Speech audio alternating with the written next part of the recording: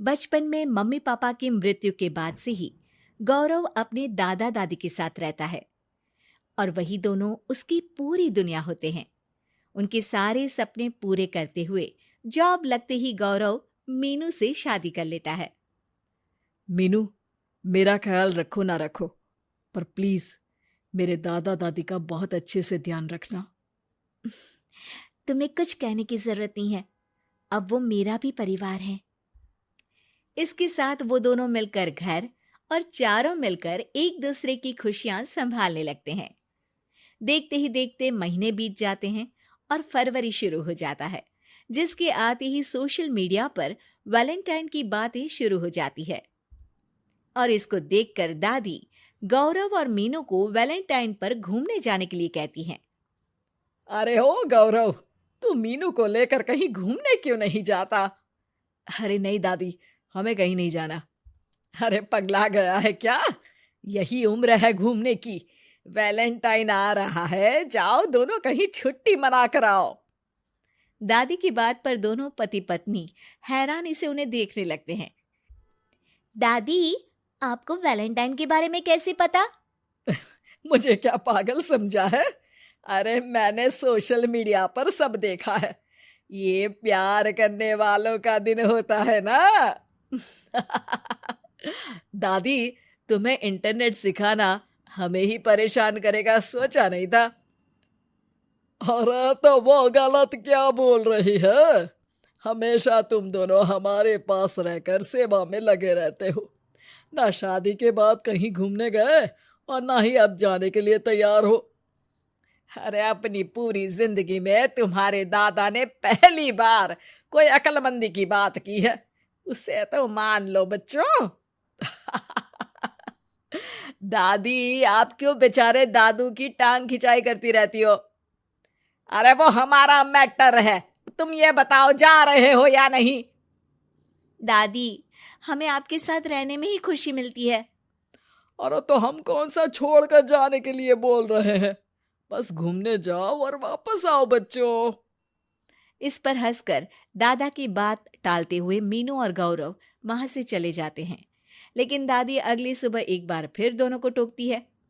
अरे क्यों रे चंपू, कहाँ घूमने जाएगा, कुछ सोचा क्या? दादी, वैलेंटाइन दूर है।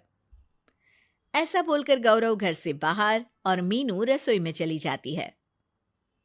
ये बात बता कर गया है या तुम्हें धमका कर?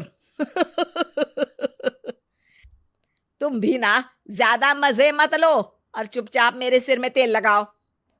जी मोहतरमा, जब से शादी हुई है चुप ही तो हूँ। दादा दादी की ये प्यार भरी नोकझोंक सुन के रसोई के दरवाजे पर खड़ी मीनू हंसने लगती है, जिसे देख दादा दादी भी हंसने लगते हैं। वैसे आप दोनों ने मुझे कभी अपनी लव स्टोरी नहीं सुनाई। अब क्या बताए बेटा, जिस दिन तुम्हारी दादी से मिले बस उसी दिन से हमारा तेल निकल गया। देखो वही तो इनके सिर में लगा रहा हूँ।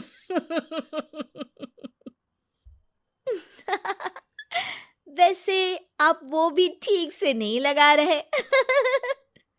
अरे इनका तो काम ही है काम चोरी करना। शैतान, दादा दादी के बीच पंगा कराती है। सॉरी, पर क्या करूं, आप दोनों हो ही इतने क्यूट और ऐसी प्यार भरी नोकझोंक करते हुए ज्यादा क्यूट लगते हो।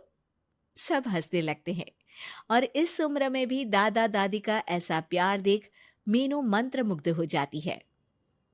दादू दादी, इतना प्यार तो मैंने अपने घर के लोगों में भी कभी नहीं देखा जो इस पूरे घर में है।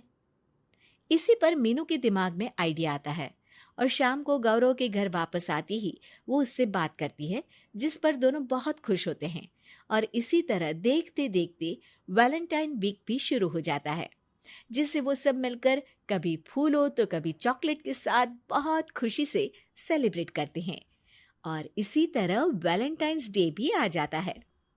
अरे अब तो वैलेंटाइन भी आ गया, बता दो कहीं जा भी रहे हो या नहीं? जाएंगे, लेकिन हम नहीं। हैं?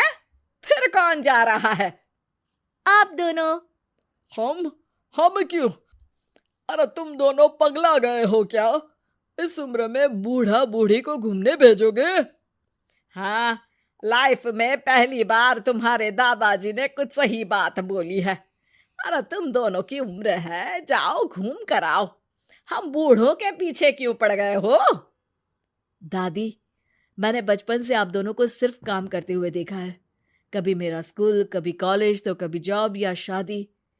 आप दोनों की पूरी दुनिया मेरे इर्द गिर्द ही रह गई है। और जैसे आपकी कहानियां सुनी है, आप लोग ऐसे नहीं थे। बस मम्मी पापा के जाने की वजह से मेरी रिस्पॉन्सिबिलिटी में ऐसे बन गए। इसीलिए ये वैलेंटाइन आप दोनों अपने उन्हीं प्यार भरे पुराने दिनों को याद करते हुए अपने उस प्यारे से बनाए घर में बिताएंगे, जिसे आप सालों पहले गौरव की बेहतरी के लिए शहर शिफ्ट करते हुए गांव में पीछे छोड़ आए थे। बच्चों की बात और विचार सुन दादा दादी की आंखों में आंसू आ जाते हैं। आजकल के समय में जहाँ बच्चे दादा दादी को बोझ या बूढ़े हैं कुछ भी बोलते हैं समझकर पीछे छोड़ देते हैं। तुम दोनों ने हमारे लिए इतना सोचा, वही बहुत बड़ी बात है। ऐसे बच्चे हमें मिले, हमारे लिए दुनिया में इससे बड़ा सुख नहीं। और तुमने मुझे ये भी बता दिया कि सोशल मीडिया सब कुछ सही नहीं बताता। देखना, उसने मुझे बस यही इंफॉर्मेशन दी कि वैलेंटाइन कपल्स के लिए होता है, पर आज तुम दोनों ने मुझे समझाया कि ये प्यार भरा दिन हम हर उस इंसान के साथ सेलिब्रेट कर सकते हैं जिसे हम प्यार करते हैं या जो हमसे प्यार करता है। इसलिए अब से हम सब अपना ये वैलेंटाइन और आने वाले सारे वैलेंटाइन गांव जाकर पुरानी मीठी यादों को जीते हुए उनके साथ अपनी नई कहानियों को जोड़ते हुए मनाएंगे।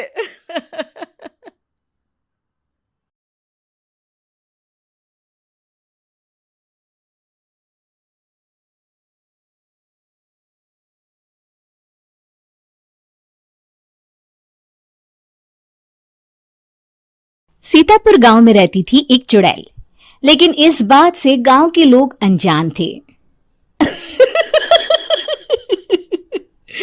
जब तक पूरे गांव की एक एक औरत के गहने मेरे पास नहीं आ जाते, मैं इस गांव को छोड़कर नहीं जाऊंगी, चाहे इसके लिए मुझे लोगों को गायब भी क्यों ना करना पड़े। दूसरी तरफ गांव की औरतें बात कर रही थी। अरे सुन रही हो, ये देखो, मैंने कल ही नया हार बनवाया है सोने का, कैसा लग रहा है? बहुत ही अच्छा। अच्छा है ना, पहले तुम पहनो, फिर शादी में अपनी होने वाली बहू को दे देना।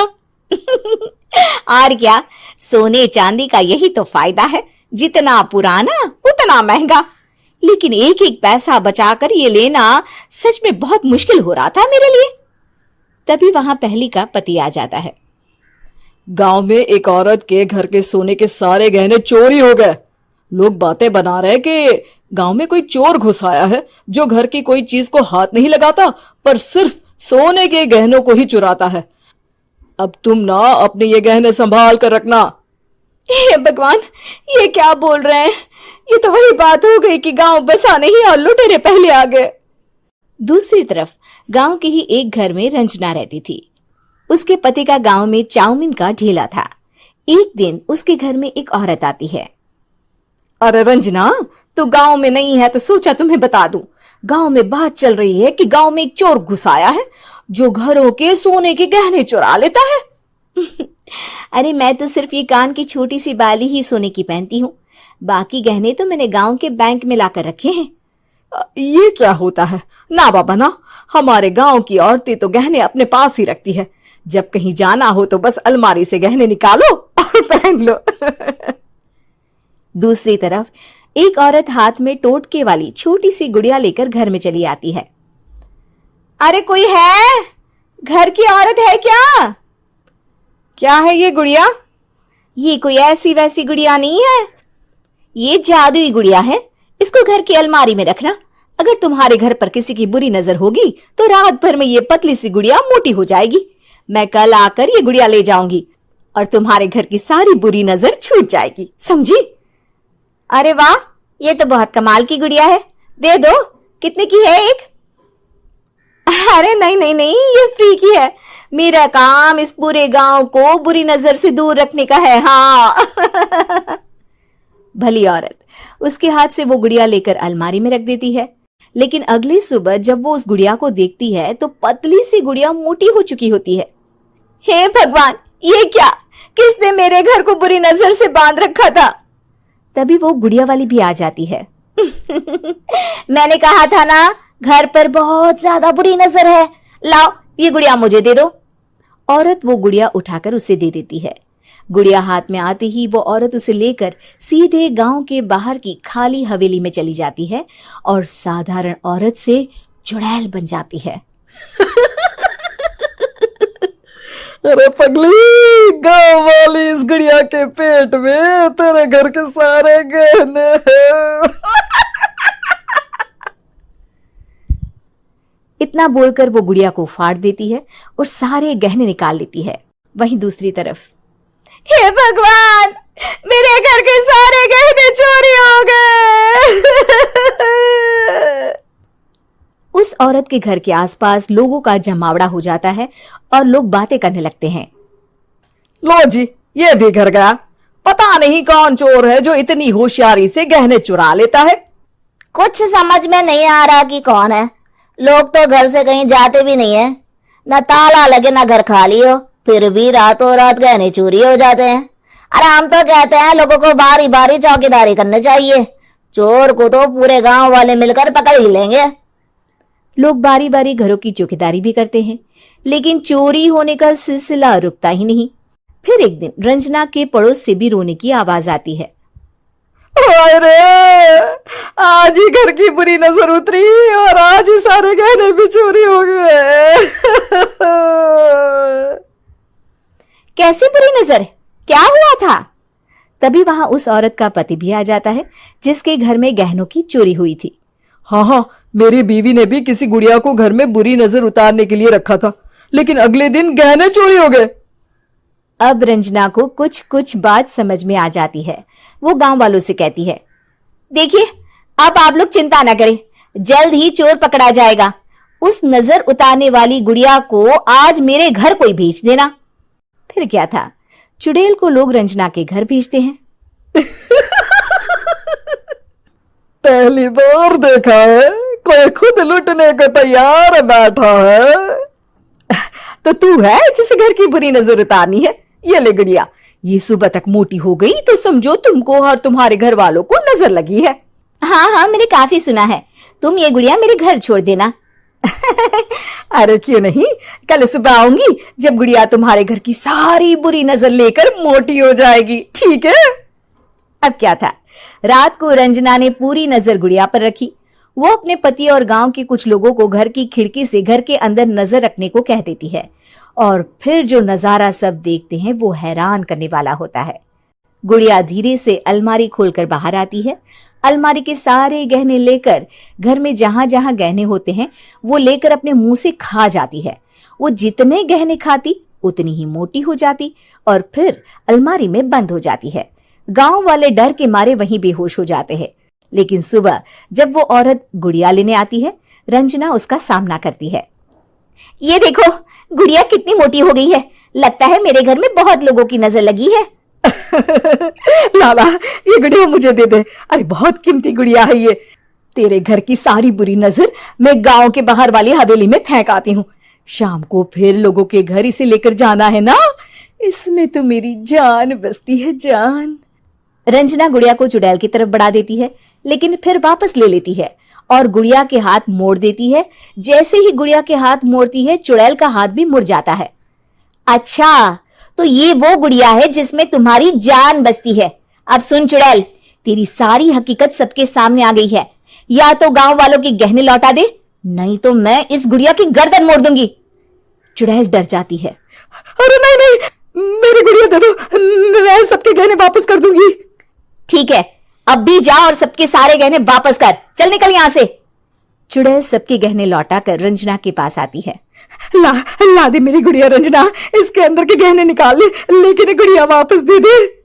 लेकिन रंजना जानती थी कि जैसे ही गुड़िया चुड़ैल को देगी उसकी शक्ति वापस आ जाएगी। चुड़ैल, तू तो चुड़ैल ही रहेगी, ये मैं जानती हूँ।